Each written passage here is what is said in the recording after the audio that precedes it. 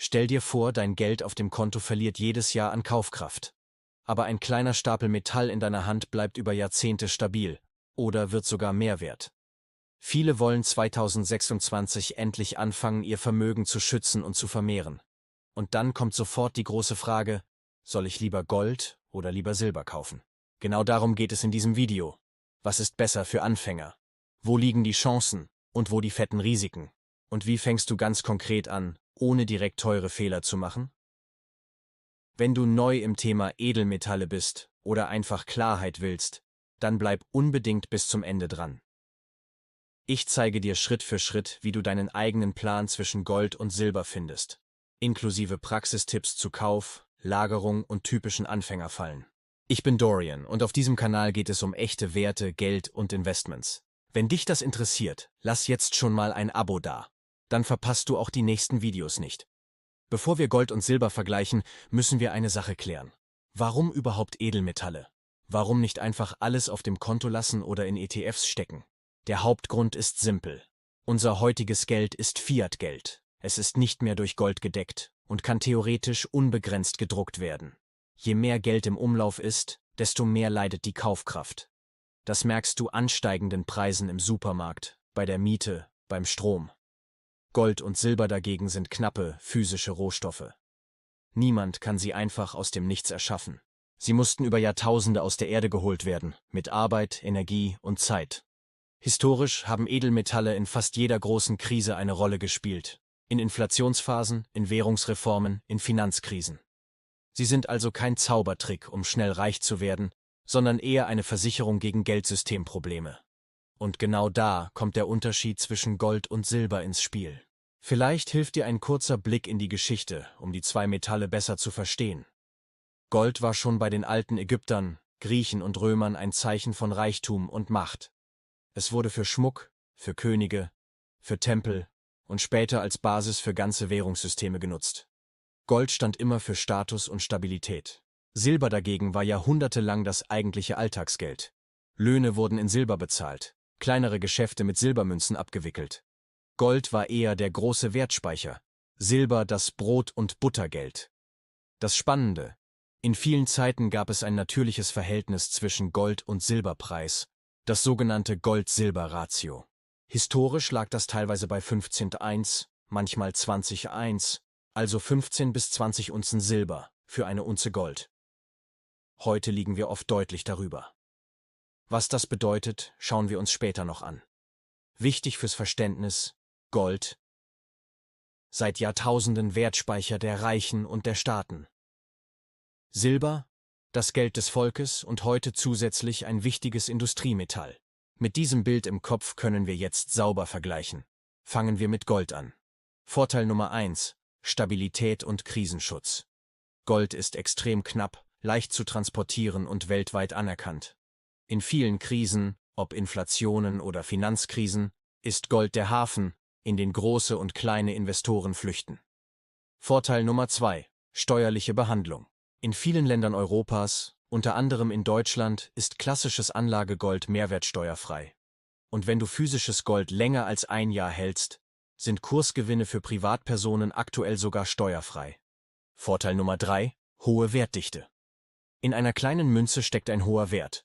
Das ist praktisch, wenn du größere Summen anlegen willst und nicht den halben Keller voll Metall haben möchtest. Für wen ist Gold ideal?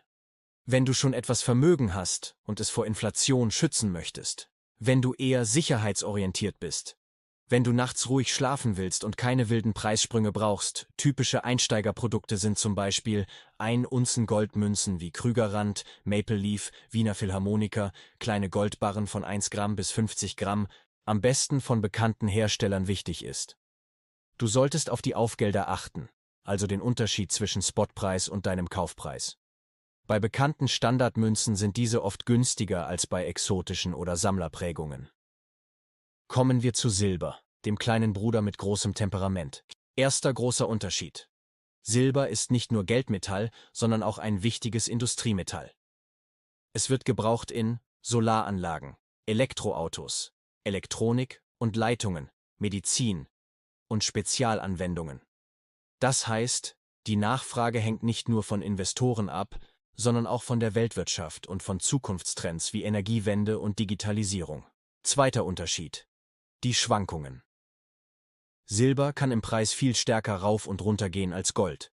In guten Phasen kann das fantastische Renditen bringen, in schlechten Phasen aber auch nervenaufreibende Abstürze.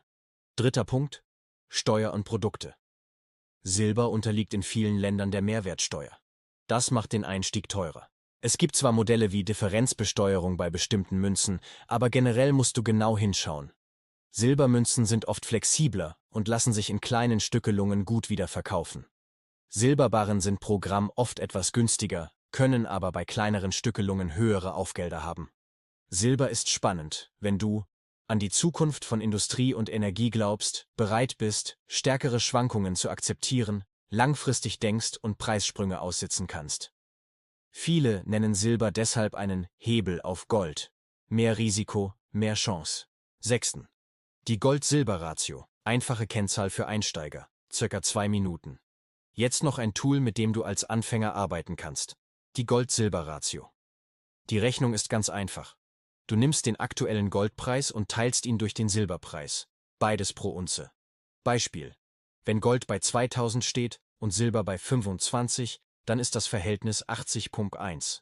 Du brauchst also 80 Unzen Silber, um den Wert von einer Unze Gold zu erreichen. Historisch lag die Ratio oft deutlich niedriger. Wenn die Ratio sehr hoch ist, könnte das bedeuten, dass Silber im Vergleich zu Gold eher günstig bewertet ist. Wenn sie sehr niedrig ist Gold im Verhältnis zu Silber günstig. Wichtig: Das ist kein perfekter Timing-Indikator, aber ein spannendes Zusatzwerkzeug, um zu entscheiden: Lege ich gerade eher einen Fokus auf Gold? Oder ist es vielleicht eine interessante Phase, mehr Silber einzusammeln? Für Anfänger kann das helfen, nicht komplett aus dem Bauch heraus zu entscheiden, sondern sich an einer einfachen Kennzahl zu orientieren. 7. Praktische Fragen: Wie kaufen und wo lagern? Okay, Theorie schön und gut. Wie fängst du jetzt praktisch an? 1. Wo kaufen? Du hast im Wesentlichen 3 Möglichkeiten. Stationäre Edelmetallhändler vor Ort, seriöse Online-Händler, Banken, die Edelmetalle anbieten. Wichtig ist, auf Seriosität zu achten. Gibt es das Unternehmen schon länger? Gibt es klare Bewertungen und ein Impressum? Sind Preise und Aufgelder transparent? Welche Produkte? Für Einsteiger machen in vielen Fällen Standardprodukte Sinn. Bei Gold bekannte 1-Unzen-Münzen oder kleine Barren. Bei Silber gängige Anlagemünzen mit hoher Verbreitung. Finger weg von extrem teuren Sammlermünzen, die vor allem Story verkaufen. Angeboten, die zu schön sind, um wahr zu sein. Lagerung. Du hast 2 Grundwege. Zu Hause, im Schließfach oder Tresor. Zu Hause brauchst du unbedingt ein vernünftiges Sicherheitskonzept. Stabiler Tresor, möglichst fest verankert. Sehr diskret, je weniger Menschen davon wissen, desto besser. Im Schließfach oder externen Tresor hast du mehr Sicherheit, musst aber Gebühren einplanen und bist im Zweifel auf Öffnungszeiten angewiesen. Gerade bei größeren Summen ist eine Mischung aus beiden Lösungen für viele sinnvoll. Bevor wir zum Fazit kommen, noch ein ganz wichtiger Teil: die Klassiker unter den Anfängerfehlern.